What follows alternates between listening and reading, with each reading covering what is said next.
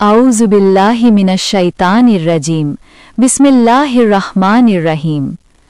আল্লাহু লা ইলাহা ইল্লা হুয়াল হাইয়ুল কাইয়্যুম।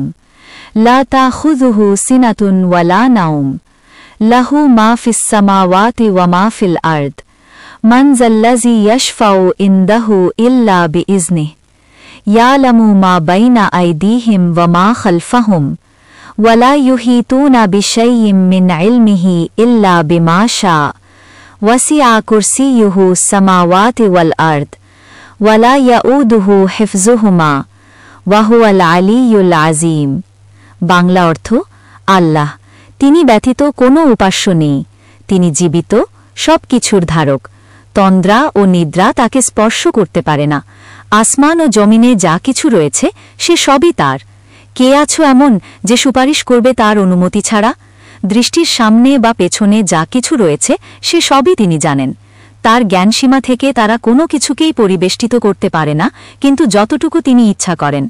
তার কুরসি সমস্ত আসমান ও জমিনকে পরিবেষ্টিত করে আছে, আর সেগুলোকে ধারণ করা তার পক্ষে কঠিন নয়। তিনি সর্বোচ্চ, মহিয়ান। আয়াতুল কুরসির বাংলা অর্থসহ ব্যাখ্যা এখানেই শেষ হল। আয়াতুল কুরসির ফজিলত ও আমল সম্পর্কে অনেক হাদিসে বর্ণিত আছে। যেমন, প্রত্যেক ফরজ নামাজের পর নিয়মিত আয়াতুল কুরসি পাঠ করলে জান্নাতে যাওয়ার পথে মৃত্যু ছাড়া আর কোনো অন্তরায় থাকে না।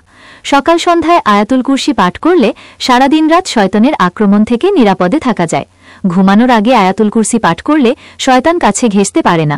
এ আয়াতের মাধ্যমে আল্লাহর অসীম ক্ষমতা ও তার তত্ত্বাবধানের কথা বর্ণিত আছে, যা ঈমানকে দৃঢ় করে।